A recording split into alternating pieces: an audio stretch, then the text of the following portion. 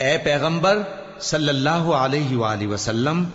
جو چیز اللہ نے تمہارے لیے جائز کی ہے تم اس سے کنارہ کشی کیوں کرتے ہو؟ کیا اس سے اپنی بیویوں کی خوشنودی چاہتے ہو؟ اور اللہ بخشنے والا ہے، مہربان ہے۔ اللہ نے تم لوگوں کے لیے تمہاری قسموں کا کفارہ مقرر کر دیا ہے، اور اللہ ہی تمہارا کارساز ہے، اور وہ دانا ہے، حکمت والا ہے۔ اور یاد کرو جب پیغمبر صلی اللہ علیہ وآلہ وسلم نے اپنی ایک بیوی سے ایک بھید کی بات کہی تو اس نے دوسری کو بتا دی،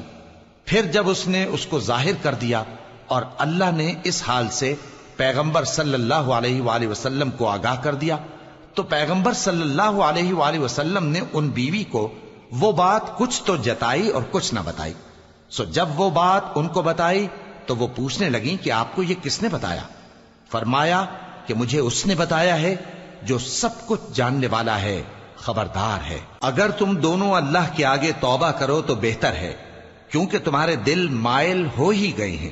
اور اگر پیغمبر صلی اللہ علیہ وآلہ وسلم کے خلاف باہم اعانت کرو گی تو اللہ اور جبریل اور نیک کردار مسلمان ان کے حامی اور دوستدار ہیں، اور ان کے علاوہ سب فرشتے بھی مددگار ہیں۔ اے ازواج نبی، اگر پیغمبر صلی اللہ علیہ وآلہ وسلم تم کو طلاق دے دیں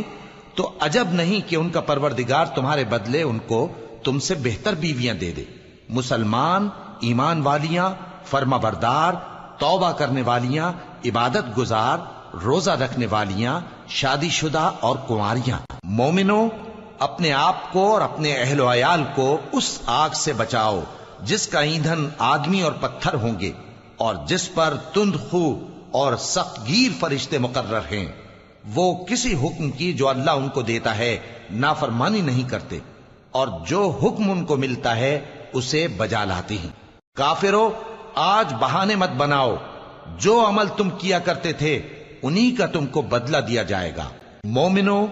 اللہ کے آگے صاف دل سے توبہ کرو، امید ہے کہ وہ تمہارے گناہ تم سے دور کر دے گا اور تم کو جنتوں میں جن کے نیچے نہریں بہ رہی ہیں داخل کرے گا۔ اس دن اللہ پیغمبر صلی اللہ علیہ وآلہ وسلم کو اور ان لوگوں کو جو ان کے ساتھ ایمان لائے ہیں رسوا نہیں کرے گا، بلکہ ان کا نور ایمان ان کے آگے اور داہنی طرف روشنی کرتا ہوا چل رہا ہوگا، اور وہ اللہ سے التجا کریں گے کہ اے پروردگار، ہمارا نور ہمارے لیے پورا کر اور ہمیں معاف فرما، بے شک اللہ ہر چیز پر قادر ہے۔ اے پیغمبر صلی اللہ علیہ وآلہ وسلم، کافروں اور منافقوں سے جہاد کرو اور ان پر سختی کرو، اور ان کا ٹھکانہ دوزخ ہے اور وہ بہت بری جگہ ہے۔ اللہ نے کافروں کے لیے نوح کی بیوی اور لوط کی بیوی کی مثال بیان فرمائی ہے۔ یہ دونوں ہمارے دو نیک بندوں کے گھر میں تھیں، اور دونوں نے ان سے خیانت کی تو وہ اللہ کے مقابلے میں ان عورتوں کے کچھ بھی کام نہ آئے، اور ان کو حکم دیا گیا کہ دوسرے داخل ہونے والوں کے ساتھ تم بھی دوزخ میں داخل ہو جاؤ۔ اور مومنوں کے لیے ایک مثال تو فرعون کی بیوی کی بیان فرمائی کہ اس نے اللہ سے التجا کی کہ اے میرے پروردگار، میرے لیے بہشت میں اپنے پاس ایک گھر بنا اور مجھے فرعون اور اس کے عمل سے نجات بخش اور ظالم لوگوں سے مجھ کو چھڑا لے۔ اور دوسری مثال عمران کی بیٹی مریم کی، جنہوں نے اپنی عزت و ناموس کو محفوظ رکھا تو ہم نے اس میں اپنی روح پھونک دی،